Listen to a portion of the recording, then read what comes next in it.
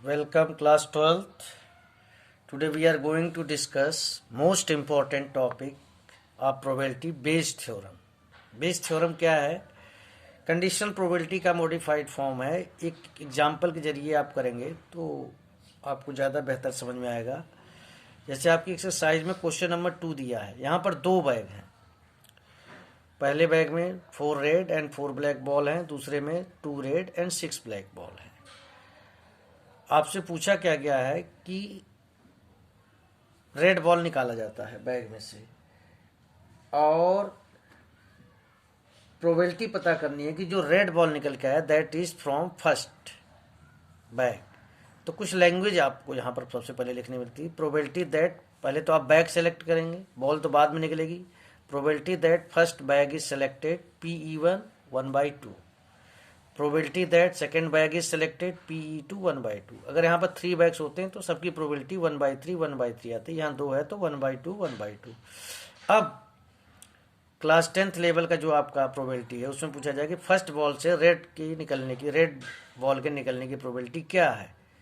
तो आप बताएंगे 4/8, क्योंकि 4 रेड है 4 ब्लैक. तो probability of drawing a red ball from first bag PA/E1, यहाँ पर A/E1 4/8. Probability that A red ball is drawn from second bag 2/8. ये आपने निकाल लिया. लेकिन आपसे पूछा क्या जा रहा है कि red ball has been drawn and find the probability that it is from the first bag. यानी अब आपको PE1A, यहाँ कंडीशन क्या थी, फर्स्ट बैग से रेड बॉल. यहाँ पर रेड बॉल आ चुकी है, आपको प्रोबेबिलिटी पता करनी है कि it is from first bag.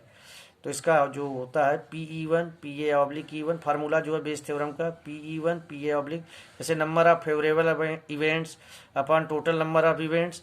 तो यहाँ पर मैंने फर्स्ट बैग को सेलेक्ट करने की, फर्स्ट बैग से रेड बॉल के निकालने की प्रोबेबिलिटी, नीचे दोनों का, फर्स्ट का और सेकेंड का, दोनों बैग का सेलेक्ट करने का और रेड बॉल निकालने की प्रोबेबिलिटी मैंने यहाँ पे लिख दी. और उसके बाद ये सारी कैलकुलेशंस हैं आपकी. मोस्ट इंपॉर्टेंट चीज़ आपको ये डिफरेंस PA/E1 क्या होता है. What is the probability of drawing red ball from first bag. और ये E1 ये क्या है, red ball has been drawn, what is the probability that it is from first bag.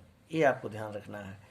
तो ये इस तरह से आ जाएगा. ऐसे क्वेश्चन नंबर 3 में दिया हुआ है some students reside in hostel 60%, 0.6 हो जाएगा. एंड कुछ लोग डे में रहते हैं, बाकी के टाइम बाहर रहते हैं, मतलब हॉस्टल में नहीं रहते हैं. उनकी प्रोबेबिलिटी क्या दी हुई है 40%. डे स्कॉलर्स हैं 0.4. अब उन्हीं बच्चों में से कुछ लोगों के A ग्रेड आते हैं. तो हॉस्टल में रहने वालों के A ग्रेड आने की प्रोबेबिलिटी A/E1 30% है 0.3. और हॉस्टल के जो बाहर रहते हैं उनके A ग्रेड आने की प्रोबेबिलिटी जो है दैट इज 20%, यानी कि 0.2. अब A ग्रेड आ चुका है, A ग्रेड आ चुका है. प्रोबेबिलिटी निकाल ली कि दैट स्टूडेंट्स इज हॉस्टलियर, हॉस्टल में रहने वाला है. ये आपने जो प्रोबेबिलिटी बताई है उसने कि हॉस्टल में रहने वाले बच्चे की A ग्रेड आने की प्रोबेबिलिटी 0.3 है. आपको निकालना क्या है, A ग्रेड का एक बच्चा सेलेक्ट किया जा चुका है.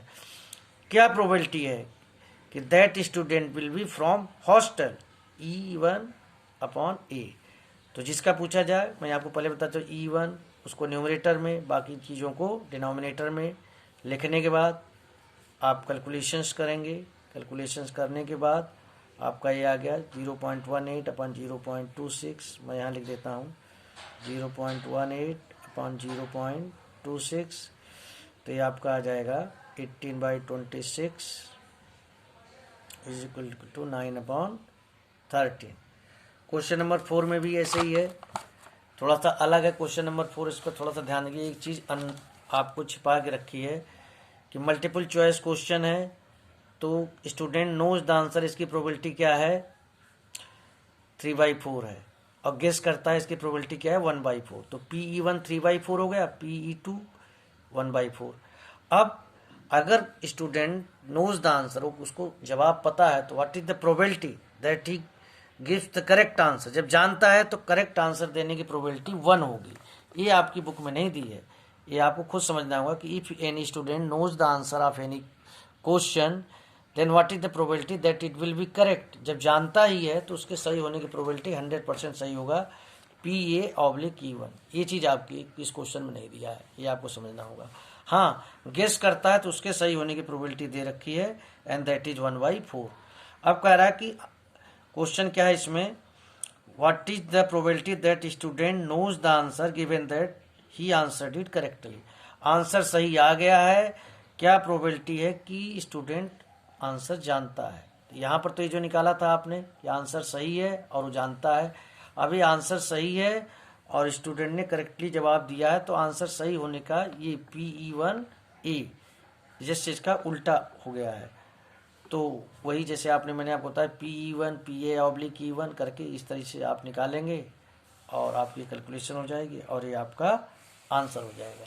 तो बेस थ्योरम के लिए अभी इतना आप जो आपको सिर्फ यहाँ पर आंसर नहीं देना है, आपको यहाँ पर थोड़ा लैंग्वेज भी लिखना होगा। PE1 डायरेक्ट नहीं लिखेंगे आप लिखेंगे कि probability that student knows the answer 3/4, probability that student guesses the answer 1/4, probability that answer is correct and he knows the answer PA/E1, probability that answer is correct if he guesses the question 1/4। अब यहाँ पर जो आप निकालने जा रहे हैं probability वो है कि answer has been given correctly, what is the probability that student knows the answer PE1A। ये लैंग्वेज आप लिखेंगे, इसकी कैलकुलेशन करेंगे, तब आपके इसमें मार्क्स बनेंगे आपके बेस थ्योरम में।